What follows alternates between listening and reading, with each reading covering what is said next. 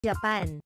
Ibinahagi kamakailan ng vlogger na si Zainab Harake sa kanyang mga followers ang paghatid niya sa kanyang partner na si Bobby Ray Parks Jr. sa airport dahil pabalik na ito sa Japan.